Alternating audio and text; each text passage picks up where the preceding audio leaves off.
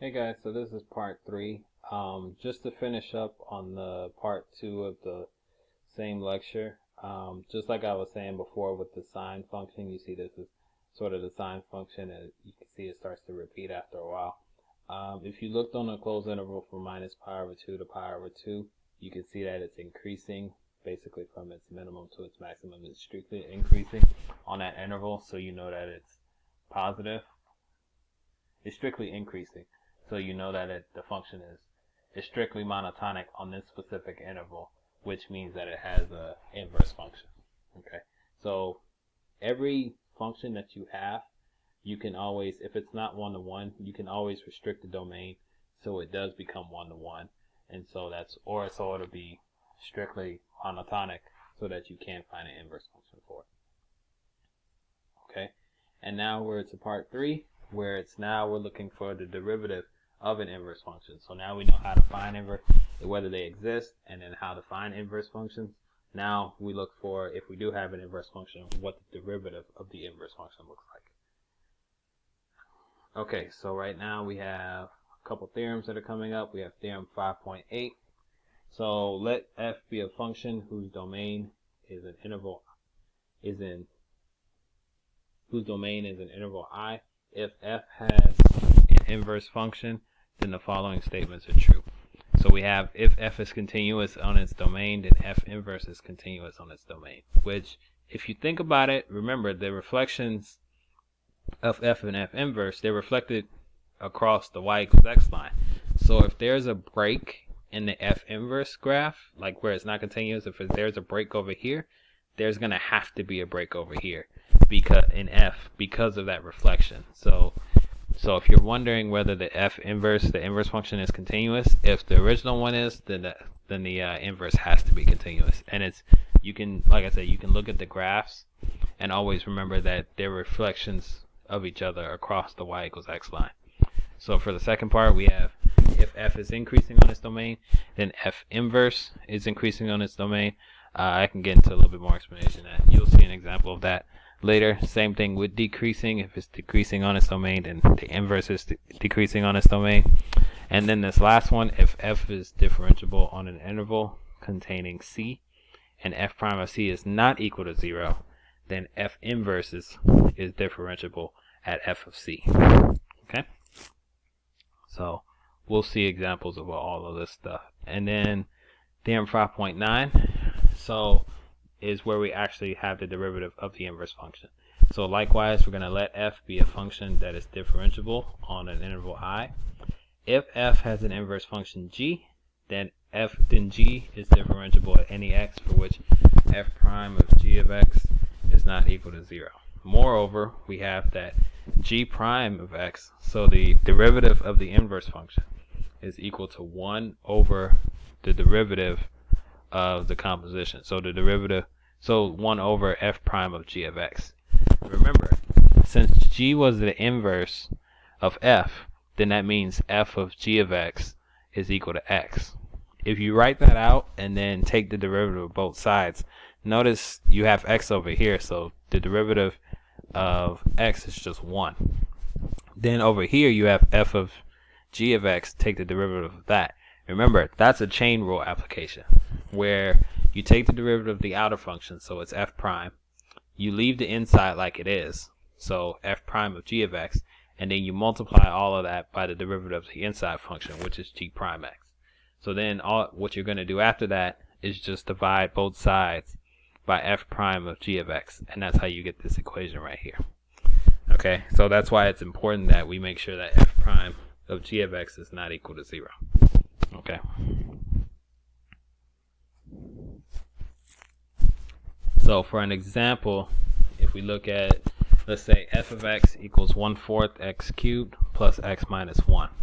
It says a, what is the value of f inverse of x when x equals 3? And then b, what is the value of f inverse prime, so the derivative of f inverse of x when x is equal to 3. So first off, we can tell that we can look at the, notice that the domain is all real numbers, and then we can take the derivative to determine that it's strictly monotonic. So notice that if you take the derivative, you get 3/4 x squared plus 1, which since there's an x, there would be an x squared right here, and this would be plus 1. This would always be positive, so it's strictly increasing over its domain. Okay, so that means we know it's 1-to-1, and therefore it's going to have an inverse function. There are a few different ways to solve this, but we can see that f of x is going to equal 3 when x is equal to 2. So so that means we know that f inverse of 3 is going to be equal to 2. Okay, so that's for the first part. So for B,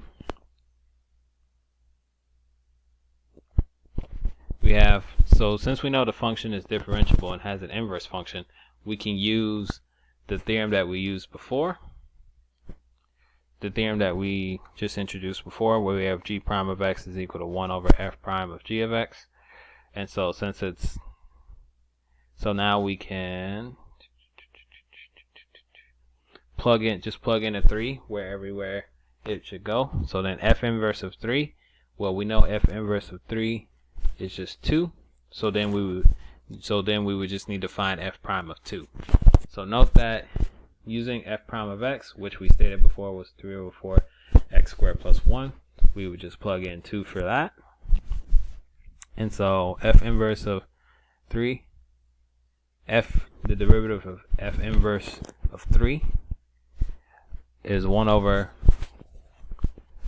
the derivative of f at 2. So then we just plug in 2 squared, that's 4. The 4's cancel out, so we get 3 plus 1, which is 1 over 4. Okay, so we get the derivative of f prime, the derivative of f inverse of 3, or f inverse prime, if you will, of 3 is equal to 1/4.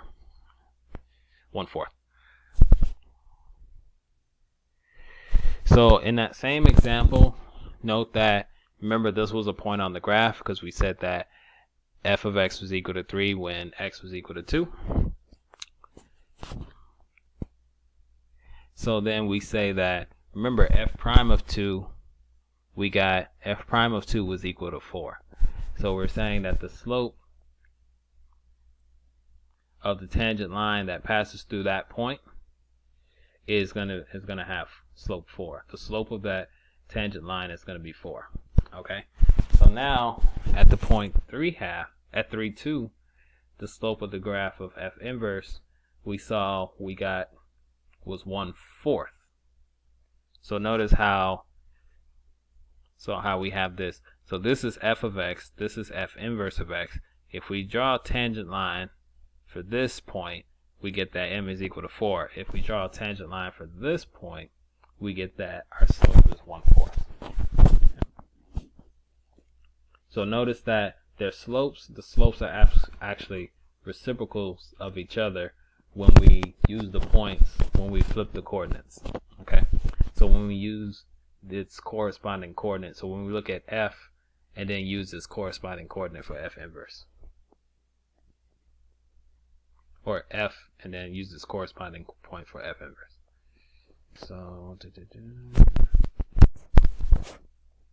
So in general, we have that if y is equal to g of x, which we labeled as the inverse of f, then f of y is equal to x, and then f prime of y has to be dx over dy.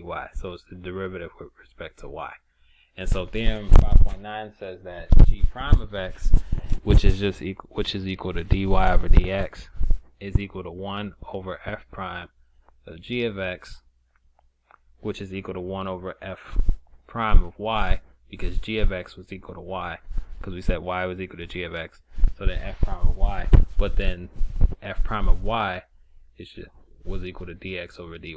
So we can write we have a reciprocal relationship, which we can write as dy over dx, which was g prime of x, and then just write the next part as 1 over dx dy. Okay, and you notice, when you do the whole fraction, a fraction divided by a fraction, you get where this kind of flips over. So it makes sense notation wise, because then the dy, the dx, this would just flip, and so then you would get dy dx. example 6. Let's look at a function f of x equals x squared, and let's take for all non-negative x, because remember x squared itself is a parabola. So in order to make it 1 to 1, we're just going to take the positive side of it, and we're going to include 0 as well. So we're going to take the non-negative side of it. And then, so we know that f inverse of x is just going to be square root of x. And notice whatever number we plug in here, we should get a positive number, and that's because of the fact that we took the positive side. If we took the negative side, then there would be a minus sign right here. So show that the slopes of the graphs of f and f inverse are reciprocals at each of the following points. So we just want to show that we got the same idea from what we did last time with the last one, where this slope for this tangent line had to be 4. So when we looked at the inverse point, the slope of that tangent line was 1/4. So those are reciprocals. So we want to see another example of that happening. So let's say 2. So 2. Let's look at the point 2, 4 and 4, 2. So 2, 4 is the point on f. 4, 2 is the point on f inverse. So the derivative of f is just 2x, and then the derivative of f inverse is 1/2 square roots of x. So when we plug in 2 into here, because remember that's the x coordinate for f. We plug in 2, we get that the slope is 4. Okay, so we get f prime of 2, which is equal to 2 times 2, which is just 4. Add 4 2, so for its inverse, our x coordinate is the 4. So the slope of the graph of f inverse is 1/2 times square root of 4. Square root of 4 is just 2, so 1/2 times 2. 2 times 2 is just 4, so we get 1/4. And yes, so we do get the reciprocals. The slope for the tangent line crossing this point is 4. The slope for the tangent line crossing this point on the inverse is 1/4. And then for the second example, we get, so for 3, 9, this is 3, 9, this is the point on the x squared graph. We got that the derivative was 2x, so we get 2 times 3, which is 6, and then 9, 3. So this is the point for the f inverse graph, and so this was the equation that we got for the derivative of f inverse. So that's 1/2 times square root of 9, which is 1/2 times 3, which is 1/6. So again, we also do get reciprocals as well, and you can also see from the picture, if you were to draw your tangent lines, you get a tangent line like this, and then you get a tangent line like that. Okay? Okay, so those are the 2 different examples, and you can always take more points on this graph, and you should be able to get a similar result. So you can take something like 4, 16, and then 16, 4, 5, 25, and then 25, 5, so on and so forth. Thank you so much, and I look forward to recording more lectures for your upcoming sections. Thank you.